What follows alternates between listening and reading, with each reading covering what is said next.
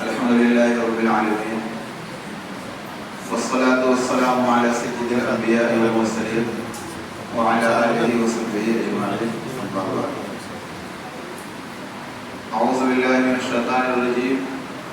بسم الله الرحمن الرحيم. ثم لتسألن يومئذ عن النعيم.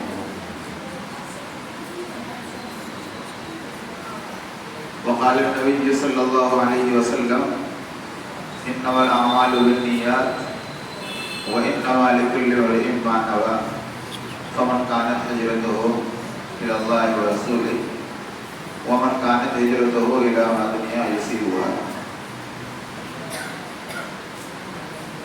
صدق الله وصدق رسوله النبي الأمي الكريم ونحن على ذلك من الشاهدين والشاكرين والحمد لله رب العالمين. حضرات اساتذہ کرام اور عزیز طلباء،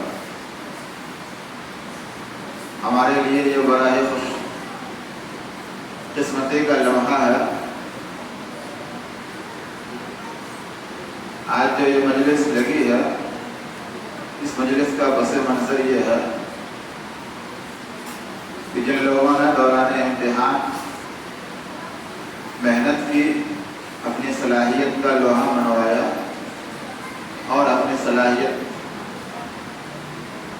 کو پیش کیا، آج ان کے لیے یہ خوش قسمتی کا لمحہ ہے۔ حضور اکرم صلی اللہ علیہ وسلم کی حدیث ہے: انما الاعمال بالنیات۔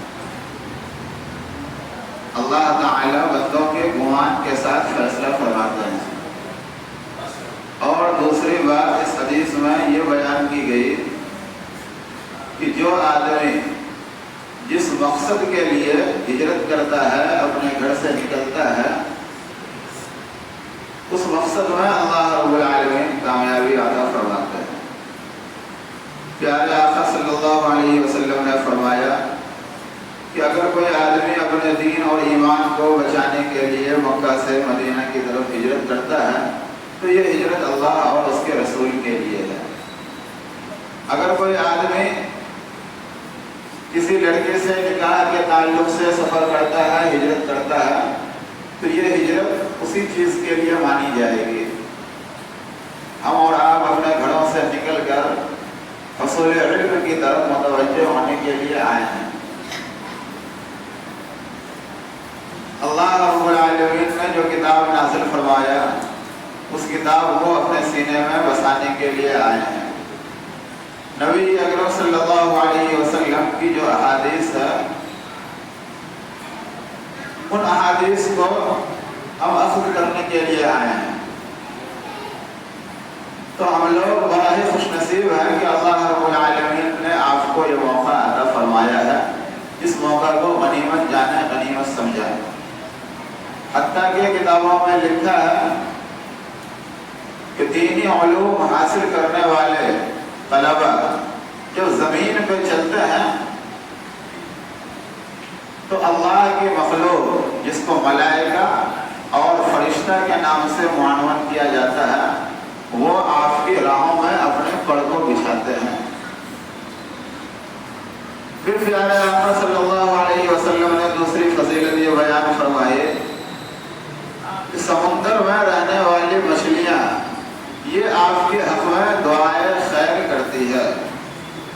تو آج اللہ رب العالمین نے آپ کو یہ مقام، یہ مرتبہ اور ایسی عزت عطا فرمائی ہے، تو اس موقع کو غنیمت جانے، غنیمت سمجھیں۔ ہم اپنے گھر سے نکل کے، اپنے گاؤں کے ماحول کو چھوڑ کے دینی ماحول میں آئے ہیں، تربیت حاصل کرنے کے لیے، تربیت سیکھنے کے لیے۔ اللہ رب العالمین قیامت کے دن پوچھیں گے آپ سے کہ دارالاقامہ بنا ہوا تھا، مسجد میں پنکھے لگے ہوئے تھے، جہاں آپ استراحت اور آرام کر رہے تھے، وہاں بہترین اور معقول انتظام تھا۔ کھانے کے وقت میں نہ کھانا پکانے کی ضرورت ہے، نہ پانی لانے کی ضرورت ہے، نہ سبزی کاٹنے کی ضرورت ہے، نہ اور کوئی پریشانی اٹھانی ہے۔ صرف آپ کو تعلیم حاصل کرنا ہے، تو اللہ تعالیٰ پوچھیں گے قیامت کے دن کہ جب اتنی نعمتیں ہم نے تم کو عطا فرمائی تھی تو بتاؤ تم نے کتنا علم حاصل فرمایا؟ یہ اللہ رب العالمین ہم سے اور آپ سے سوال فرمائیں گے۔ اور انما الاعمال بالنیات میں اللہ کے نبی صلی اللہ علیہ وسلم نے اسی کی طرف ہم کو اور آپ کو متوجہ فرمایا ہے۔ دیکھنے کے اعتبار سے، پڑھنے کے اعتبار سے یہ حدیث بڑی چھوٹی معلوم ہوتی ہے، لیکن بڑے بڑے محدثین نے جب اپنی کتاب کی ابتدا کی تو اسی حدیث سے اپنی کتاب کی ابتدا کی۔ حافظ ابن حجر عسقلانی رحمۃ اللہ علیہ اپنی کتاب بلوغ المرام کی جب ابتدا کر رہے ہیں تو اس کتاب میں سب سے پہلی حدیث یہی انما الاعمال بالنیات ہے۔ امام نووی رحمۃ اللہ علیہ اپنی کتاب اربعین کی جب ابتدا کرتے ہیں تو اس کتاب میں سب سے پہلے یہی حدیث آپ کو ملے گی۔ علامہ جلال الدین سیوطی رحمۃ اللہ علیہ اپنی کتاب کی ابتدا کر رہے ہیں، جامع الصغیر نام کی کتاب ہے، اس کتاب میں اسی حدیث کی ابتدا ہے۔ مشکوٰۃ المصابیح کے مصنف وہ جب اپنی کتاب کی ابتدا کر رہے ہیں تو اسی حدیث سے اپنی کتاب کی ابتدا کر رہے ہیں، اور امام بخاری رحمۃ اللہ علیہ بھی اسی حدیث سے اپنی کتاب کی ابتدا کر رہے ہیں۔ بخاری شریف میں حضرت امام بخاری رحمۃ اللہ علیہ نے 7 مقام پہ اس حدیث کو بیان فرمایا ہے۔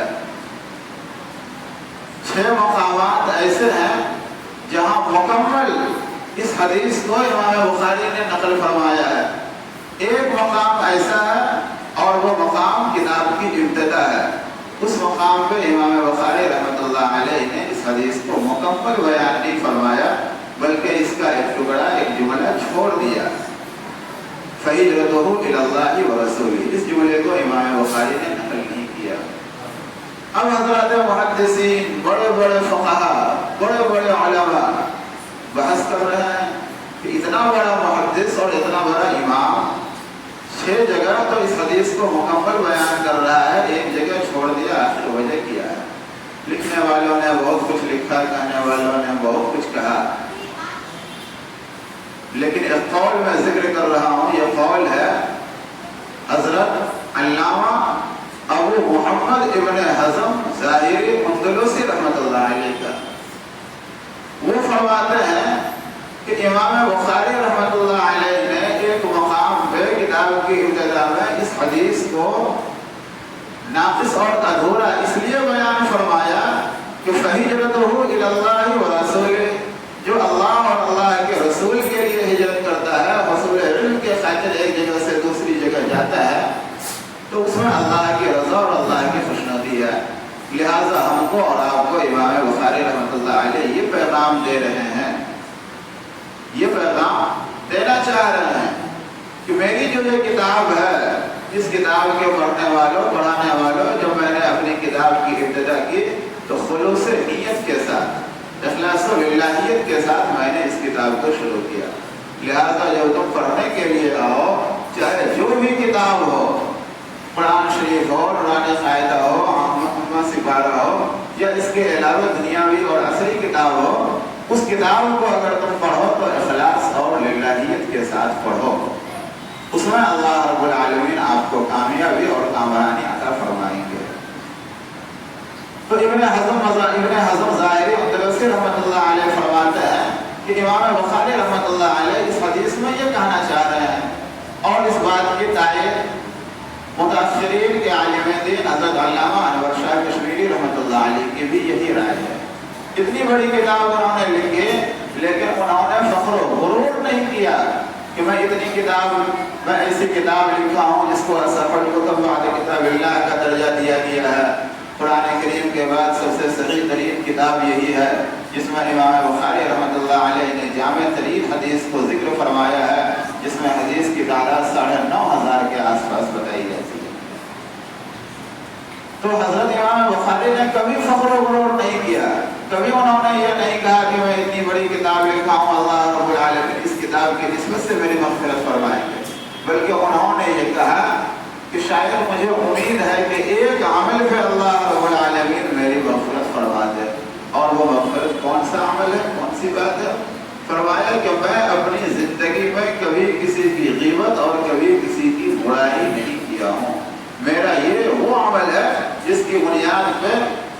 رب العالمین سے مجھے حسن ظن ہے، اچھے خیالات کا میں اظہار کرتا ہوں کہ شاید اللہ رب العالمین میری مغفرت فرما دے۔ تو اس لیے میرے بچوں، ہم اور آپ یہاں جمع ہوئے ہیں حصول علم کے خاطر۔ اللہ رب العالمین سے دعا کرتا ہے اللہ رب العالمین آپ کے علم میں عمل میں برکت نصیب فرمائے۔